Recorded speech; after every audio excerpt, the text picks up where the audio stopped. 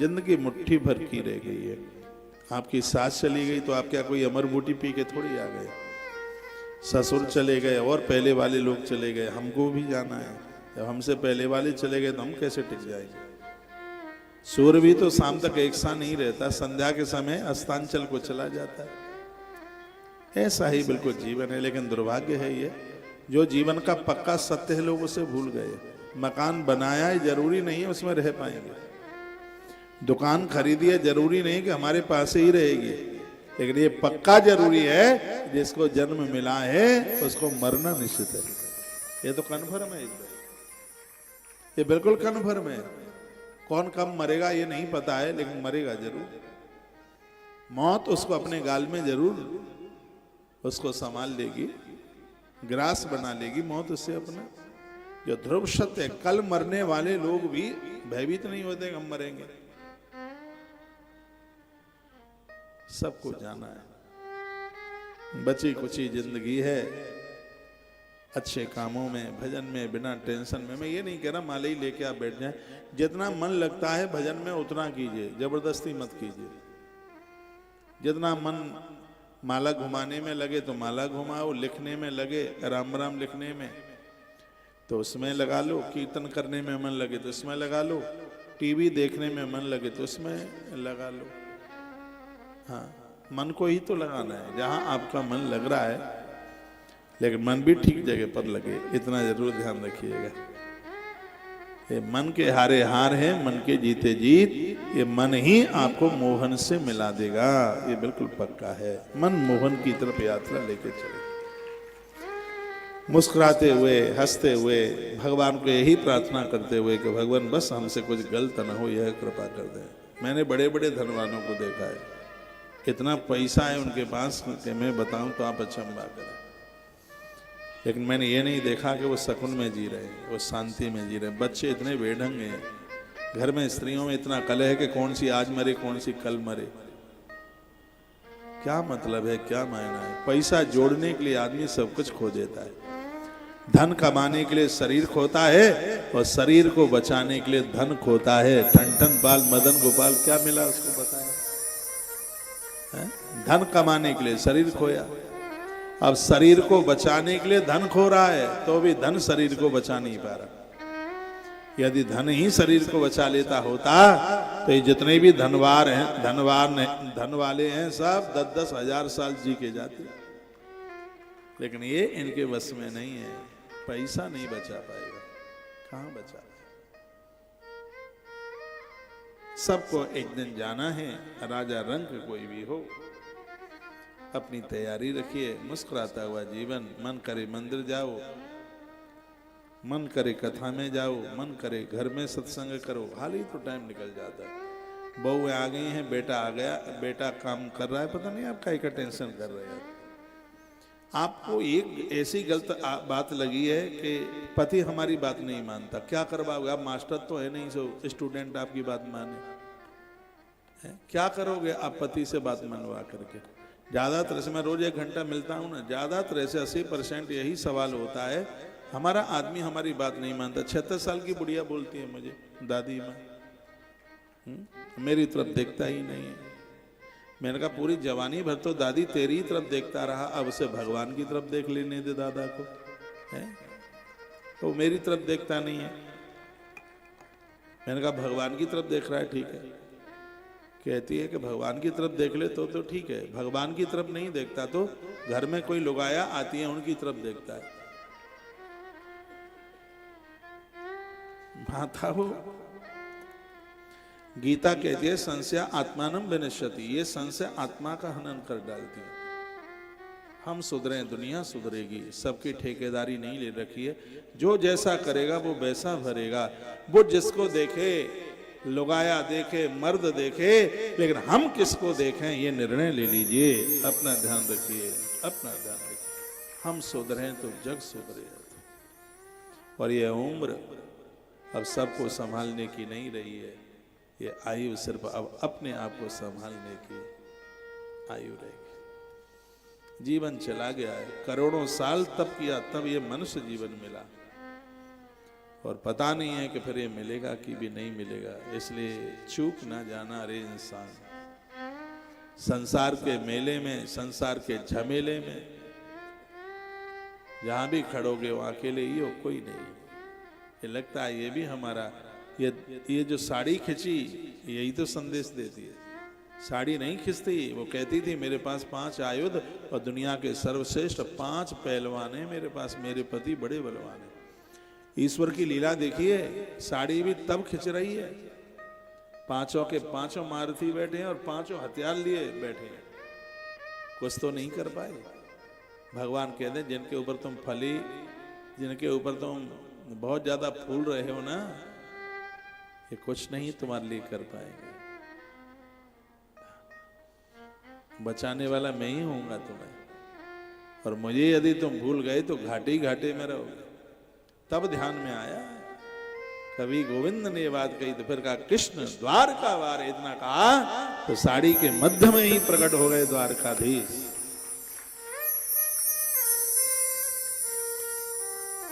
उनकी कृपा की अनुभूति कीजिए, उनके होने की अनुभूति रखिए। ये कथा कितनी प्यारी है। धोखे से बेलपत्र चढ़ाया एक चांडाली ने, विमान आया उस पर बैठ करके चली गई सरपा पर। अब आप कहेंगे कि हम रोज बेलपत्र चढ़ाते हैं, हमारे लिए तो टूटी साइकिल भी नहीं आई। हाँ, बेलपत्र तुम चढ़ाते हो, फिर उसके बाद पता नहीं क्या क्या चढ़ाते हो। बेलपत्र तो चढ़ाते हो, लेकिन धर्म कर्म करने के बाद अपराध नहीं होना चाहिए। और चांडालिनी ने बेलपत्र चढ़ा करके फिर कोई अपराध नहीं किया, वो तो सीधे भगवत धाम को चली गई। जीवन में कितनी गलतियां की हैं, परमात्मा भुलक्कड़ है, भूल जाता है। बस शर्त यही है कि गलती द्वारा मत कीजिए। आप कहीं भी, आप कभी मुझसे भी मिलने को आए तो मैं आपको ये तो पूछूंगा कि आप क्या करते हैं, लेकिन ये मुझे पूछने की आदत नहीं है कि पहले तुम क्या करते थे। मतलब क्या ना, कोई पूछता है कि पहले तुम 10 साल के थे तब क्या करते थे, 25 के हुए तब तुम क्या करते थे, फिर 35 के हुए तब तुम क्या करते थे। कोई नहीं पूछता, ये पूछता जाता है कि आप क्या करते हैं, हमने पहले क्या किया। सांप के ऊपर डालो स्याही, परमात्मा पूछेगा कि तुम कर क्या रहे हो। इसको कहते हैं वर्तमान संभालना, आज के दिन को संभालना। पीछे को भूल जाओ, बिल्कुल भूत है, भूल जाओ उसको, पास्ट भूलो उसे। वर्तमान को बना लो, वर्तमान को सुधार लो, बस इसी में ही कल्याण हो जाए। मनुष्य शरीर काय के लिए मिला है पता है? बाबा तुलसी ने गाया, देह धरे करे फल भाई, भजिया राम सब काम बिहाई। देह धरे करे फल भाई, भजे राम सब काम बिहाई।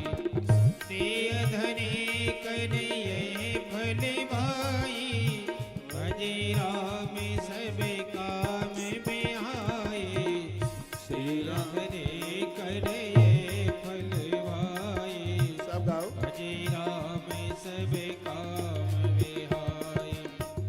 श्री राम जय राम जय जय राम, श्री राम जय राम जय जय राम, श्री राम जय राम जय जय राम, श्री राम जय राम जय जय राम, श्री राम जय राम जय जय राम, श्री राम जय राम जय जय राम, श्री राम जय राम जय जय राम, श्री राम जय राम जय जय राम। मनुष्य शरीर धारण करने का यही फल है कि 4 काम रोज करो, 6 काम रोज करो। नंबर 1, भोर में जागो तो सबसे पहले भगवान का नाम लो। नंबर 2, नित्य स्नान करो, रोज नहाओ। आज भी नहा के आए? अच्छा, धन्यवाद। पूछना पड़ता है ना कि अभी सर्दी है, नहाए कि नहीं नहाए। नंबर 3, आपके घर में जो मंदिर बना है भले आधा घंटा बैठे रोज, बैठिए, जप कीजिए, दिया बाती कीजिए, दिया जलाइए, घर में मंदिर जरूर बनाइए। छोटा सा मंदिर बनाएंगे, बामे तुमको बिठाएंगे, घंटा रोज बजाएंगे, बामे तुमको बिठाएंगे। छोटा सा मंदिर बनाएंगे, बामे तुमको बिठाएंगे, लड़ुआ रोज खिलाएंगे, बामे तुमको बिठाएंगे। छोटा सा मंदिर बनाएंगे, बामे तुमको बिठाएंगे, कीर्तन रोज कराएंगे, बामे तुमको बिठाएंगे, ताली खूब बजाएंगे, बामे तुमको बिठाएंगे। छोटा सा मंदिर बनाएगा, बामे तुमको तुमको बिठाएंगे, तुमको बिठाएंगे, तुमको बिठाएंगे।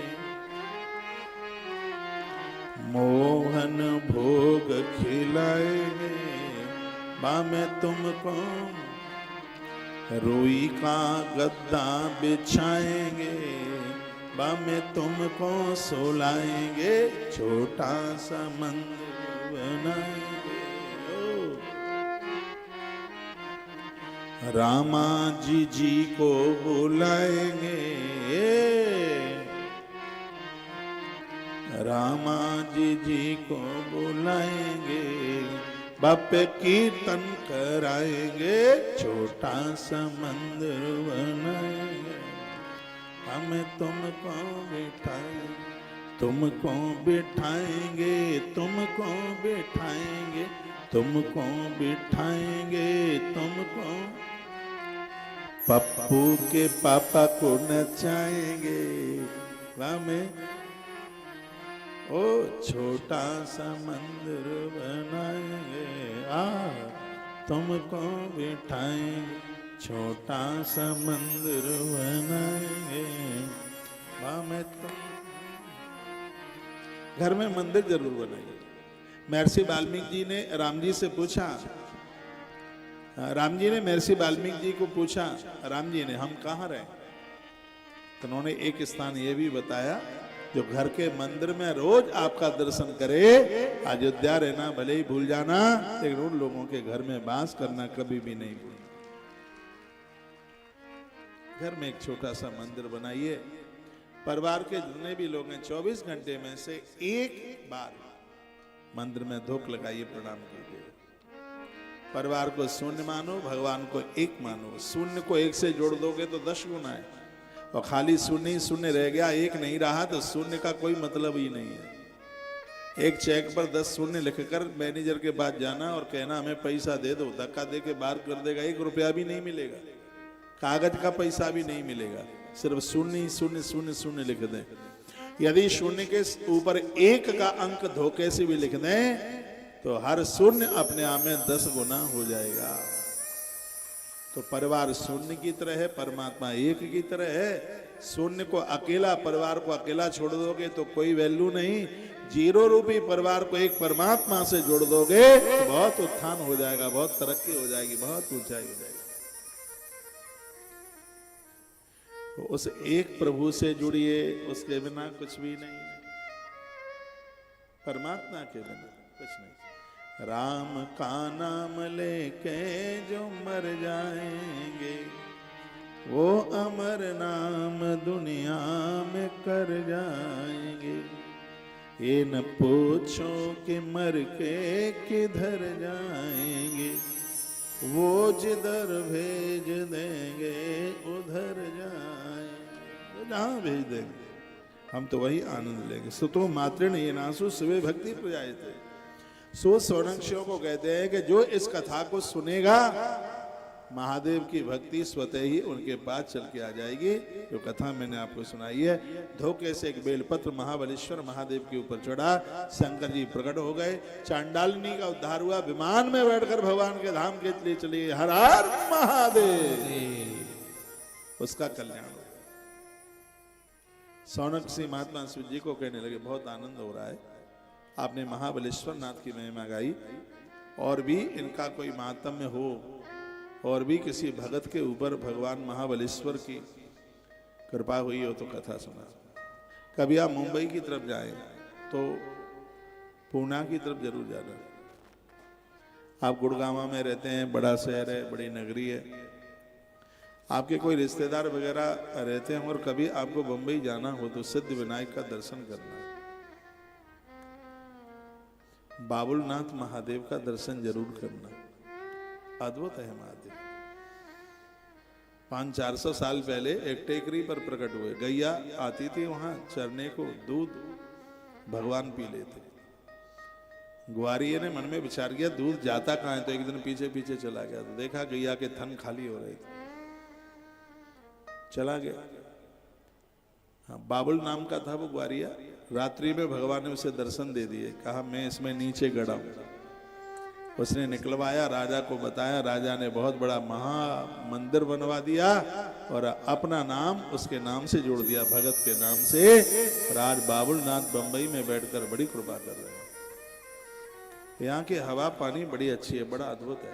मेरा बहुत मन लगता है बंबई में, इसलिए नहीं, वहाँ बड़े लोग रहते हैं, इसलिए भी लगता है कि वहाँ का वातावरण बहुत अच्छा है, धुआं धक्कड़ नहीं है, गाड़ियों का उतना शोरगुल भी नहीं है, चलने का आने जाने का सिस्टम बहुत बढ़िया है, चालान कटते नहीं है क्योंकि लोग ठीक ठाक से चलते हैं। यहाँ तो जितने पढ़े लिखे लोग हैं उतनी गलती करते हैं, रेड लाइट के नियम का पालन नहीं करते।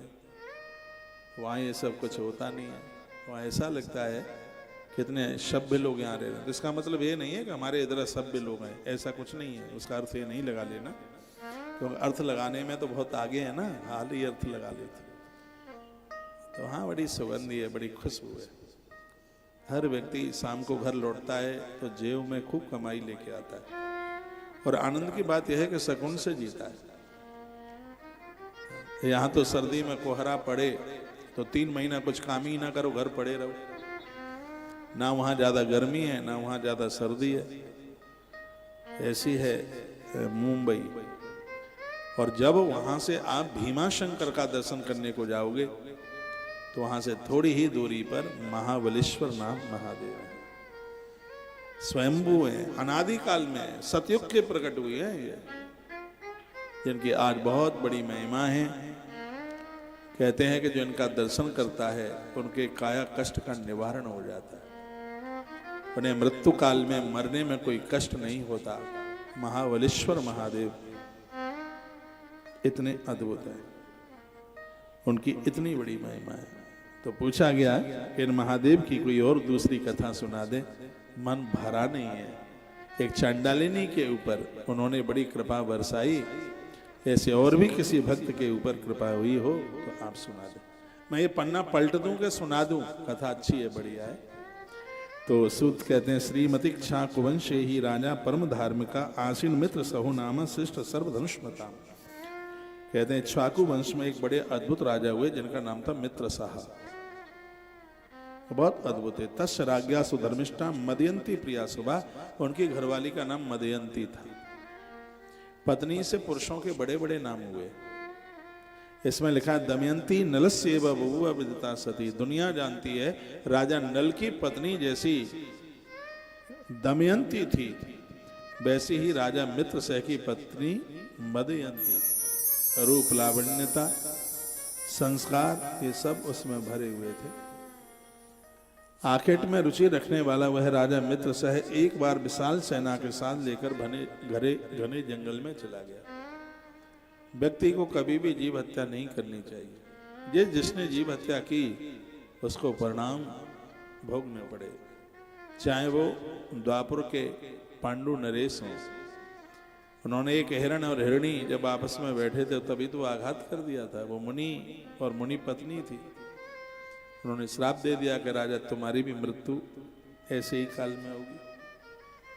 चाहे महाराज दशरथ हों, वो भी रात्रि को वन में मृग हिंसा में निकले थे। चलो बात को भले ही छिपा ले ना कहें, लेकिन जब वो बाण लगाता श्रवण कुमार को तो उसका परिणाम कितना निकला कि अयोध्या अनाथ हो गया। अवधनाथ। एक नहीं, ऐसे बहुत प्रमाण ही मिलते हैं। एक प्रताप भानु की कथा आती है रामायण में। उसने भी जीवों की हिंसा करी। एक तनु नाम के नकली आदमी से जाके मुलाकात हुई। इतना धार्मिक पारमार्थिक राजा, लेकिन इतना गलत हुआ जीव हिंसा में कि उसे ही तो धरती पर रावण बनना पड़ा। धरती पर पूरा जीवन खत्म हो गया। हम कर रहे हैं बड़ी बात नहीं, हम कर क्या रहे हैं ये जरूर सोचना चाहिए। कर्म ही तो व्यक्ति का विशेष है।